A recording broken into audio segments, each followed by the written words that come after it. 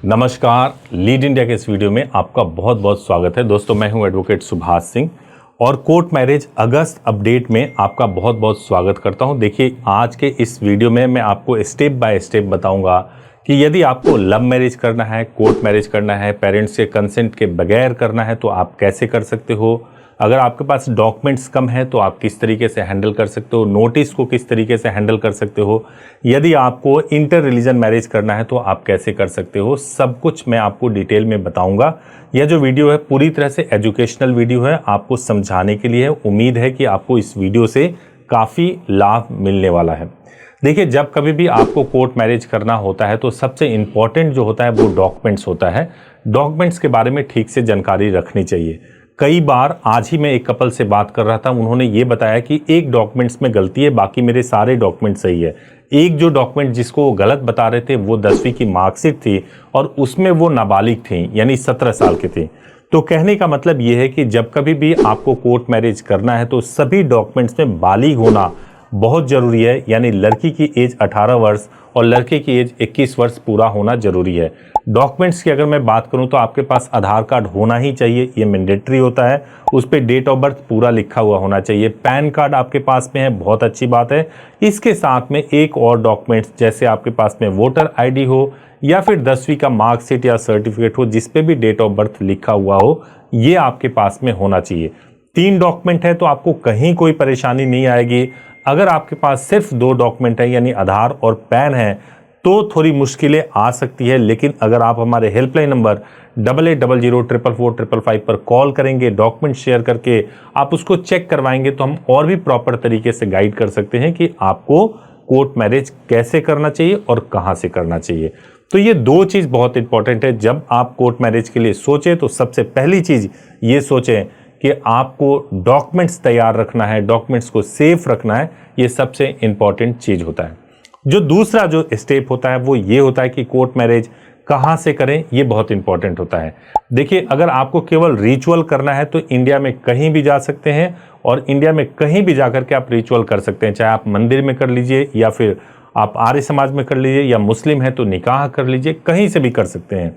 लेकिन अगर आप ये चाहते हैं कि आपकी मैरिज कोर्ट में रजिस्टर्ड भी हो जाए, गवर्नमेंट का सर्टिफिकेट आपको मिल जाए मैरिज के बाद से, क्योंकि इसकी बहुत ज़रूरत होती है।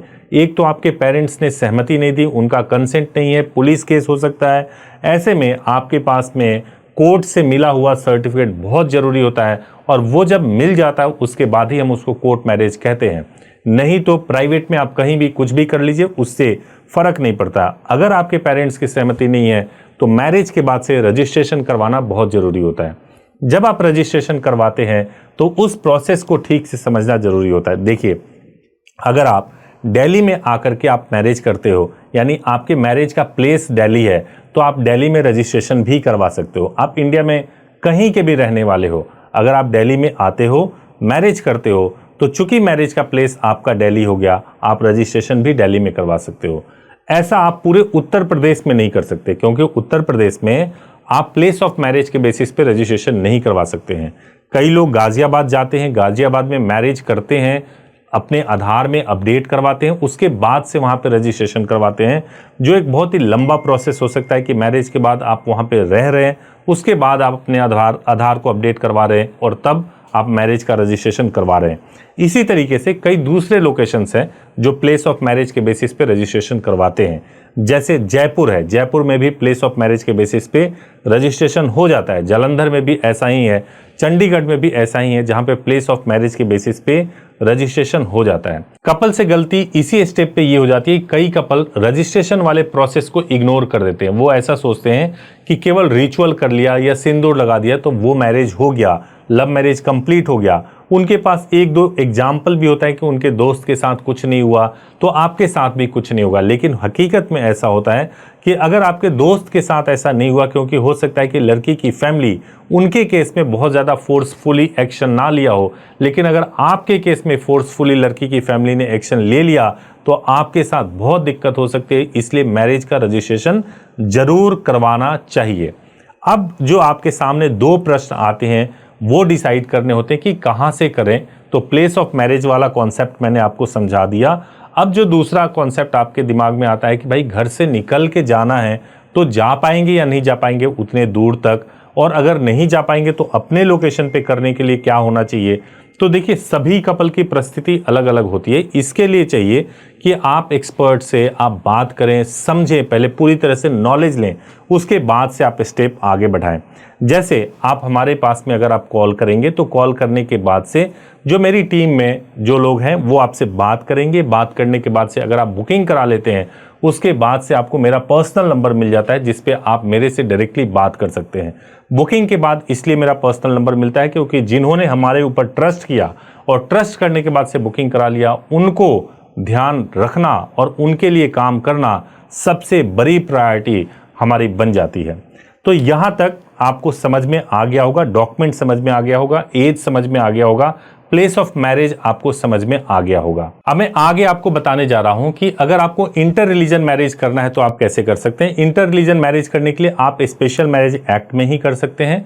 स्पेशल मैरिज एक्ट आप कर सकते हैं जहां ब्राइड का एड्रेस है या जहां ग्रूम का एड्रेस है, यानी जहां लड़के का एड्रेस है या जहां लड़की का एड्रेस है वहीं पे स्पेशल मैरिज एक्ट में कर सकते हैं। लेकिन ऐसी डिफिकल्टी प्रैक्टिकली आती है कि आप अपने लोकेशन से कर ही नहीं सकते, इसलिए आपको किसी और लोकेशन पे जाकर के मैरिज को करना होता है। अगर आप किसी और लोकेशन की बात करें तो मुंबई बहुत बेस्ट होता है, बेंगलोर में भी आप कर सकते हैं, लेकिन वहां का आधार कार्ड आपके पास में होना चाहिए।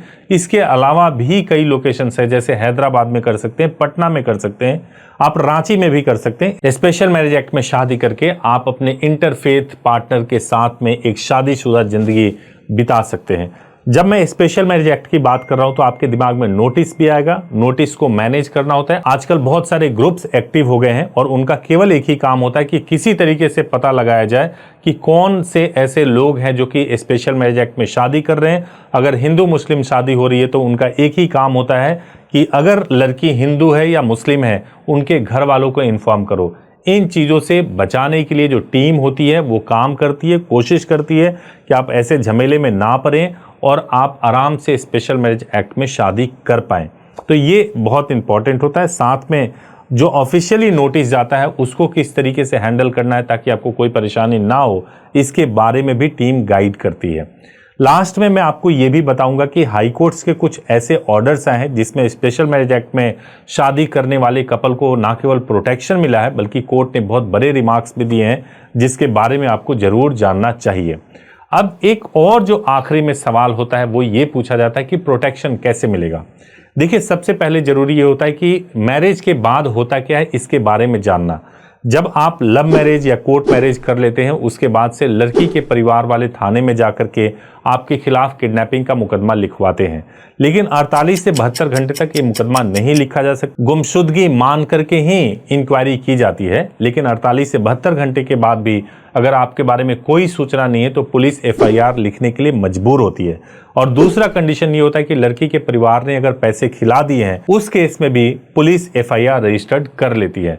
तो अब सबसे बड़ा सोल्यूशन क्या है? सोल्यूशन ये है कि जब आप मैरिज करते हो आपको तुरंत इंटीमेशन भिजवा देना चाहिए पुलिस को, न्यूज़पेपर पब्लिकेशन भी करवा लेना चाहिए। उसकी सबसे बड़ी वजह यह है कि अगर आप न्यूज़पेपर पब्लिकेशन करवा लेंगे तो पुलिस आप पे ये आरोप नहीं लगाएगी कि आप कहीं पर भी जाके छिप छिपा के आपने मैरिज कर लिया और किसी को कोई जानकारी ही नहीं है।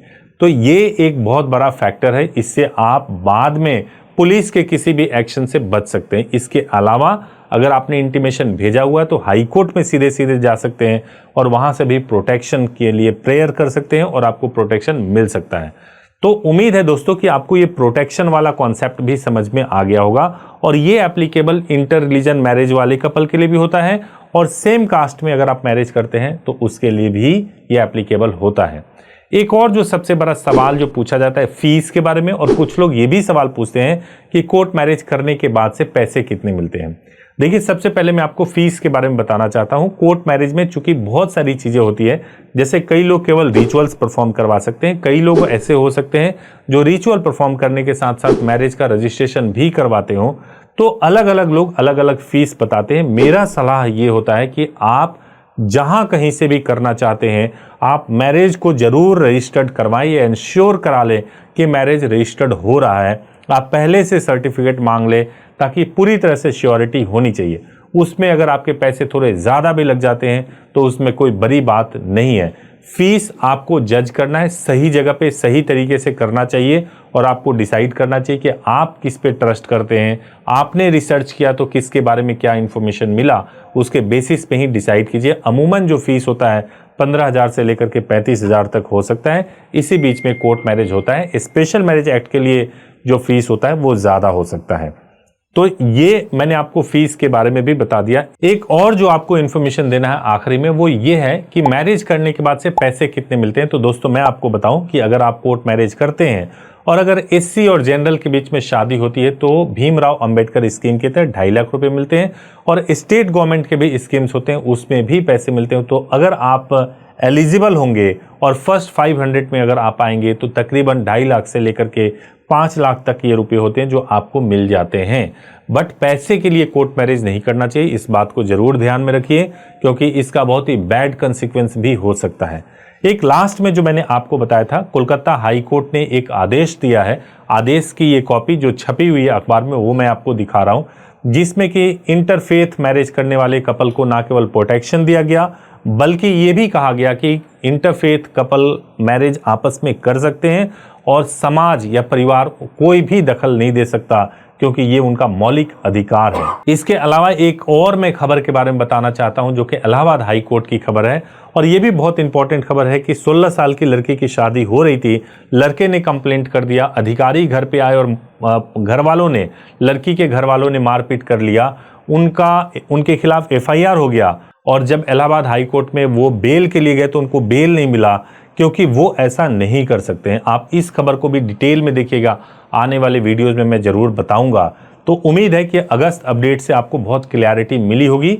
अगर आपके मन में कोई सवाल है तो कमेंट में जरूर पूछिए और पूछ करके आप अपने सवाल का जवाब ले सकते हैं या मैं उस पर वीडियो अलग से बना दूंगा जिससे कि आपको और भी क्लैरिटी मिल जाए। Thank you so much for watching this video. Thank you so much.